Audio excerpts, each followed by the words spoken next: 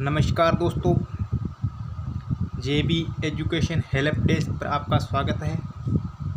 मैं पवन मेघवंशी आज आपके लिए लेकर आया हूँ एक नई वीडियो, जिसके अंतर्गत आज अपने प्रमुख खनिज तत्व, उनके स्रोत एवं उनके कार्य के बारे में अध्ययन करेंगे। जैसा कि आपको पता है, पिछली वीडियो में आपने पढ़ा था भोजन के बारे में, और उसके बाद में अपने पढ़ा था प्रोटीन कुपोषण और विटामिन कुपोषण के बारे में। लास्ट में अपने पढ़ा था प्रोटीन कुपोषण के बारे में। प्रोटीन कुपोषण के कारण 2 प्रकार की बीमारी हो जाती है बच्चों के अंदर, जिसमें क्वाशियोरकोर और मेरेस्मस रोग के बारे में अपने पढ़ा था। तो अब अपने पढ़ रहे हैं प्रमुख खनिज तत्व कौन कौन से हैं, उनको किन किन स्रोतों के द्वारा प्राप्त किया जाता है और उनके शरीर के अंदर क्या कार्य है, उनके बारे में अपने पढ़ेंगे। तो पहला देखो, जैसे आपको बुक के अंदर दिख रहा है सोडियम। सोडियम जो है, इसके प्रमुख स्रोत जो है वो है जो अपने नमक खाते हैं, साधारण सफ़ेद नमक हो, जिसको अपने सामान्य नमक या कहते हैं, जिसको रसायन विज्ञान की भाषा में NaCl सोडियम क्लोराइड कहती हैं। तो उससे अपने सोडियम प्राप्त होता है। उसके बाद मछली है, मांस है, अंडे हैं और दूध, इनसे हमें क्या मिलता है? सोडियम मिलता है। अब इसका कार्य क्या है? देखो, सोडियम जो है वो खनिज लवणों के रूप में हमारे शरीर में पाया जाता है, लवण के रूप में। तो इसका कार्य मांसपेशियों के अंदर संकुचन जो होता है उसमें सहायता करता है। तंत्रिका जो आवेश संचरण है, आवेग उत्पन्न होते हैं, आपने पढ़ा होगा 9th क्लास के अंदर, जो अपने प्रतिवर्ती क्रिया होती है, तो उसके अंदर तंत्रिका के अंदर उत्पन्न होने वाले आवेग जो होते हैं, प्रत्येक तंत्रिका कोशिका के अंदर जो आवेग उत्पन्न होते हैं, उन आवेगों का जो संचरण होता है, उनमें सोडियम बहुत महत्वपूर्ण भूमिका निभाता है। उसके बाद शरीर का जो विद्युत अपघटन है उसका संतुलन बनाए रखना, ये कार्य किसके हैं? ये सोडियम के कार्य हैं। उसके बाद अपनी बात करते हैं पोटेशियम की। पोटेशियम ये सभी खाद्य पदार्थों में अपने को मिल जाता है, ठीक है। इसका कार्य क्या? मांसपेशी के अंदर संकुचन करना, तंत्रिका आवेग संचरण का कार्य है, और शरीर में विद्युत अपघटन का संतुलन बनाना, और कोशिकीय विभिन्न प्रकार की जो कोशिकीय क्रियाएं हैं उसमें भी ये सहायता करता है पोटेशियम। इसके बाद अपने बात करते हैं कैल्शियम की। कैल्शियम जो है दूध, अंडे, हरी सब्जियों में पाया जाता है। एक बात याद रखना, किसी भी पोषक तत्व की बात आ जाए तो एक बात हमेशा याद रखना कि जो दूध होता है, दूध एक संपूर्ण प्रकार का संतुलित आहार है। अगर हम रूटीन के अंदर दूध पीते हैं तो हमें लगभग सभी प्रकार के पोषक तत्व जिनकी आवश्यकता होती है शरीर को मिल जाती हैं, क्योंकि दूध अपने आप में एक संतुलित आहार माना जाता है। इसमें सभी प्रकार के जो पोषक तत्व हैं वो पाए जाते हैं। इसीलिए आप जो भी पोषक तत्वों के बारे में पढ़ोगे वहाँ पर दूध के बारे में अवश्य पढ़ोगे। तो दूध के अंदर कैल्शियम भी पाया जाता है। इसके बाद अंडा है और हरी सब्जियों में कैल्शियम पाया जाता है। कैल्शियम का काम क्या है? विटामिन डी के साथ हड्डियाँ एवं दांतों को मजबूती प्रदान करता है। आप पढ़ते हैं कि जो हड्डियाँ हैं उसके अंदर क्या होता है? या तो विटामिन डी होता है, कैल्शियम होता है, इसके अलावा इसके अंदर क्या होता है? फॉस्फोरस होता है। तो ये विटामिन डी के साथ मिलकर क्या करता है? हड्डियों को मजबूती प्रदान करता है। उसके बाद ये फॉस्फोरस, ये भी दूध, हरी सब्जियाँ और बाजरा है, रागी है, सूखे मेवे हैं। सूखे मेवे से क्या समझते हो? जैसे अपने बादाम खाते हैं, काजू खाते हैं, सारे के सारे किस्में आते हैं, सूखे मेवों के अंतर्गत आती हैं। लीवर है और किडनी है, इनमें फॉस्फोरस की मात्रा पाई जाती है। और ये काम क्या करता है? कैल्शियम से मिलकर हड्डियों को, दांतों को मजबूती प्रदान करता है। उसके बाद में अपने बात कर लेते हैं आयरन की, लोह तत्व की। तो ये लोह तत्व या आयरन अपने को कहाँ मिलता है? ये यकृत, वृक्क, अंडे हैं, मांस है, ब्लड है, बाजरा है, दही है, ठीक है, विभिन्न प्रकार की सब्जियां हैं, ठीक है, गाजर आदि में पाया जाता है। और ये काम क्या करता है? रुधिर में हीमोग्लोबिन का निर्माण करता है। HB के बारे में आपने सुना होगा। हम कई बार डॉक्टर के पास जाते हैं, डॉक्टर ब्लड टेस्ट करता है तो अपने को बताता है कि शरीर के अंदर इतना पॉइंट ब्लड है, तो वो क्या होता है? HB की जाँच होती है। एच, बी स्मॉल, बी से दर्शाते हैं कैपिटल एच और स्मॉल बी से जिसको दर्शाते हैं एच बी होता है, वो हीमोग्लोबिन होता है। और हीमोग्लोबिन में जो मुख्य तत्व होता है वो आयरन होता है। आयरन Fe जो होता है वो मुख्य तत्व होता है। उसकी सहायता से क्या है, ब्लड में हीमोग्लोबिन की निर्माण होता है। और ये कार्य क्या करता है, ऑक्सीकरण का कार्य करता है, यानी कि हीमोग्लोबिन ऑक्सीजन के साथ मिलकर हीमोग्लोबिन का निर्माण करता है और ये प्रत्येक कोशिका तक पहुंचाता है ऑक्सीजन को। उसके बाद में अपनी बात कर लेते हैं आयोडीन के बारे में। तो आयोडीन जो है वो नमक के अंदर पाया जाता है, जो NaCl ऊपर भी अपनी बात की थी, उसके अंदर आयोडीन होता है। समुद्री भोजन के अंदर होता है। हरे पत्ते वाली जो सब्जियां होती हैं उनमें होता है। लवण यानी कि जो साल्ट होता है उसमें, और जल या मछली जामुन आदि में क्या होता है, पाया जाता है आयोडीन। ये क्या होता है, थायरोक्सिन हार्मोन के निर्माण में सहायता करता है।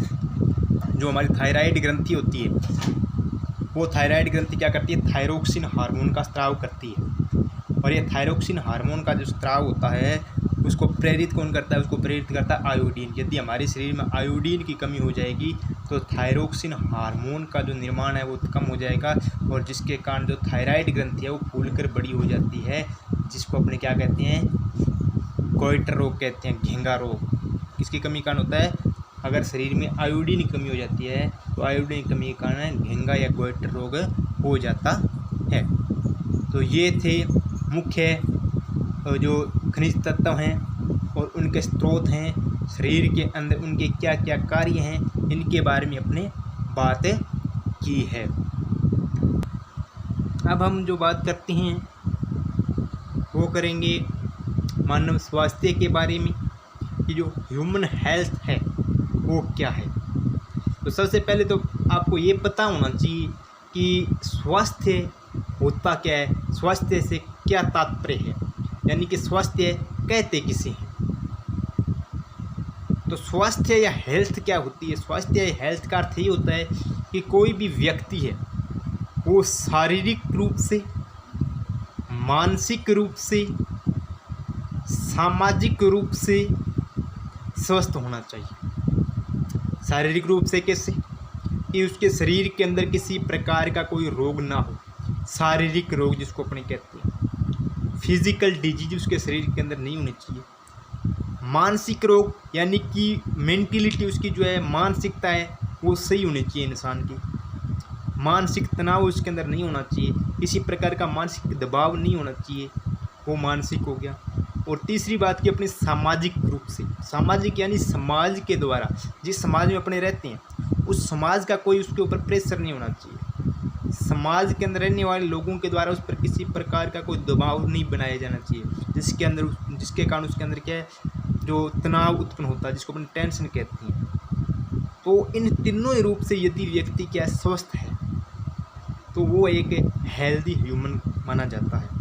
तो अपने कह सकते हैं कि यदि व्यक्ति सामाजिक रूप से, शारीरिक रूप से और मानसिक रूप से स्वस्थ है तो वो एक पूर्ण स्वस्थ व्यक्ति है। तो अपने मानव स्वास्थ्य के बारे में इसके अंदर पढ़ रही हैं, तो मानव स्वास्थ्य पर किस किस प्रकार का प्रभाव पड़ता है उसके बारे में अपने इसके अंदर पढ़ेंगे। तो सबसे पहला जो आपका पॉइंट है बुक के अंदर वो है पीने योग्य जो पानी है उसके गुण क्या होने चाहिए, और दूषित पानी है उसका हमारे शरीर पर क्या प्रभाव पड़ता है, यानी properties of drinking water and harmful effects of polluted water, यानी कि जो पोल्यूटेड वाटर है उसका हमारे शरीर पर क्या दुष्प्रभाव पड़ता है, वो हमारे लिए किस प्रकार हानिकारक है, उसके कारण कौन कौन से रोग हो जाते हैं, और अपने किस प्रकार से जल को स्वस्थ रख सकते हैं, इसके बारे में अपने पढ़ रही हैं।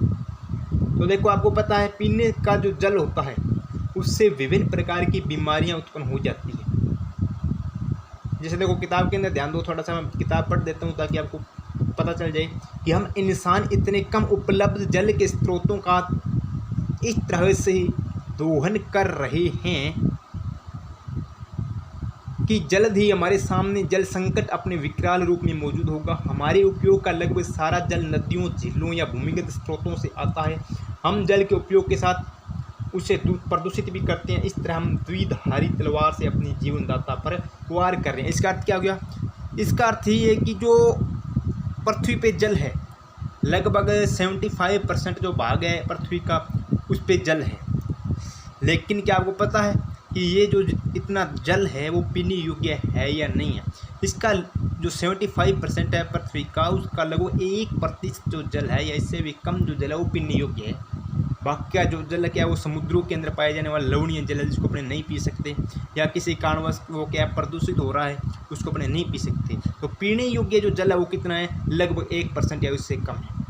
और उसी जल को हम क्या कर रहे हैं? मानव क्रियाकलापों के द्वारा, औद्योगिक धंधों के द्वारा, जो उद्योगों के अंदर पाए जाने वाले कूड़ा कचरा है, गर्म जल उसके अंदर डाल देते हैं, औद्योगिक अपशिष्ट है उसके अंदर डाल देते हैं, या फिर जो कृषि कार्य के अंदर जो विभिन्न प्रकार के रासायनिक उत्पादों का जो यूज किया जाता है, उपयोग किया जाता है, उस रासायनिक जो पदार्थ होते हैं वो क्या है चले जाते हैं जल के अंदर, जल को प्रदूषित कर देते हैं, और वो प्रदूषित जल हम क्या है पी लेते हैं, जिसके कारण क्या है हमें विभिन्न प्रकार के रोग उत्पन्न हो जाते हैं।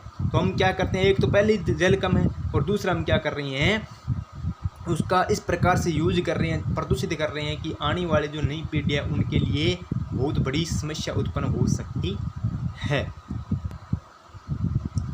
अब अगर हम बात करें जल की, तो जल एक ऐसा प्राकृतिक पदार्थ है जो प्रकृति के अंदर पदार्थ की तीनों अवस्थाओं के अंदर पाया जाता है।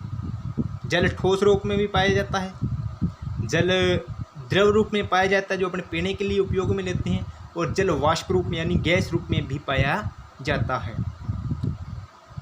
द्रव रूप में पीने का जो जल अपने यूज करते हैं तरल पदार्थ के रूप में पाया जाता है।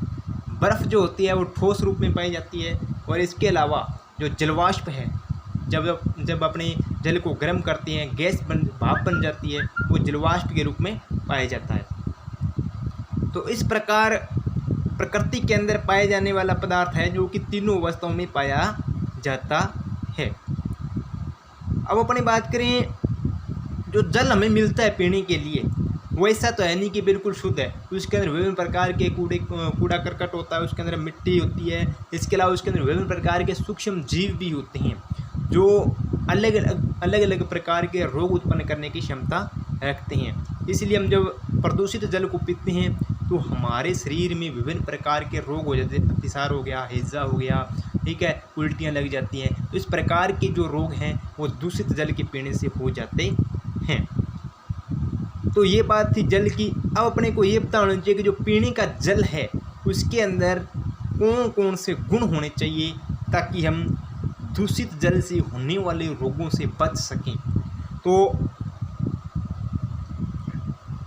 विभिन्न प्रकार के गुण होते हैं कि सबसे पहली बात ये है वो दूषित होना नहीं चाहिए, शुद्ध होना चाहिए, यानी कि उसके पीएच का मान है वो कितना होना चाहिए, उदासीन होना चाहिए, 7 होना चाहिए, ठीक है। क्यों? क्योंकि यदि उसके किसी प्रकार की अशुद्धि होगी तो उदासीन नहीं रहेगा, या तो अम्लीय हो जाएगा या वो क्षारकीय हो जाएगा जो शरीर को नुकसान पहुंचाता है। तो उदासीन जो पीएच होता है उसका मान कितना होता है आपको पता होना चाहिए। उदासीन पीएच जो होता है उसका मान होता है 7। किसी भी विलयन का यदि पीएच का मान 7 है तो उसको अपने उदासीन मानते हैं। अगर अब आपके दिमाग के अंदर एक क्वेश्चन उठ रहा होगा कि ये पीएच क्या होता है, तो पीएच के बारे में आपको बता देता हूँ। पीएच क्या होता है, किसी भी जो विलयन है उसकी क्षारकता या अम्लता को मापने का एक स्केल होता है जिसको अपने पीएच स्केल कहते हैं। और इसको अपने कह सकते हैं पीएच का तात्पर्य ये होता है कि पोटेंशियल ऑफ हाइड्रोजन आयन, यानी कि हाइड्रोजन आयनों की सांद्रता को मापा जाता है पीएच स्केल के द्वारा, ठीक है। तो जितना पीएच का मान कम आएगा वो पदार्थ उतना ही क्या होगा, अम्लीय होगा, और जितना पीएच मान ज़्यादा आएगा वो उतना ही क्षारकीय होगा। तो जो पीने वाला जल है वो उदासीन प्रकृति का होना चाहिए ताकि उसके अंदर अम्लता या क्षारकता का प्रभाव हमारे शरीर पर ना पड़े। तो ये बात थी पीएच की।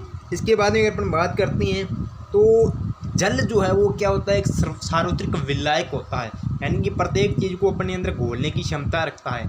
और हमारे शरीर के अंदर होने वाली विभिन्न प्रकार की जो जैव रासायनिक क्रियाएँ होती हैं वो एक जलीय माध्यम में ही होती हैं। तो उन क्रियाओं के लिए जल बहुत महत्वपूर्ण होता है। इसलिए कहा गया है कि व्यक्ति को एक दिन के अंदर कम से कम 8 से 10 गिलास पानी पीने चाहिए ताकि शरीर के अंदर होने वाली विभिन्न प्रकार की जो जैव रासायनिक क्रियाएँ हैं वो आसानी से कंप्लीट हो सके। और इसके साथ ही जैसे गर्मियों के दिनों में हमारे शरीर में क्या होता है, पसीना निकलता है बाहर, ठीक है। क्यों निकलता है? क्योंकि हमारी जो त्वचा होती है, स्किन होती है, स्किन के अंदर क्या होती है, श्वेत ग्रंथियाँ पाई जाती हैं, तो वो अपशिष्ट पदार्थों को पसीने के रूप में बाहर निकालती हैं। तो पसीना कब निकलेगा बाहर? जब हम ज़्यादा से ज़्यादा पानी पिएंगे, तो वो जल जो है वो अपशिष्ट पदार्थों को साथ में लेकर श्वेत ग्रंथियों के द्वारा पसीने के रूप में शरीर से बाहर निकलता है। तो इस प्रकार जो जल है वो अपशिष्ट पदार्थों को शरीर से बाहर निकालने का भी कार्य करता है। इसीलिए हमें गर्मियों के दिनों में ज़्यादा से ज़्यादा पानी पीना चाहिए। इसके साथ ही ये विभिन्न प्रकार के अन्य रोग और हैं, जैसे फेफड़ों में संक्रमण है, अस्थमा है, आंत है, इन रोगों से भी हमें बचा के रखने का कार्य करता है। तो ये थी बात जल की, कि जल को अपने किस प्रकार से प्रदूषित होने से बचा सकते हैं। ठीक है, तो आज की वीडियो में दोस्तों आज अपने इतना ही पढ़ेंगे। नेक्स्ट वीडियो में अपने पढ़ेंगे दूषित जल के दुष्प्रभाव किस प्रकार से पड़ते हैं। तो तब तक के लिए जय हिंद, जय भारत।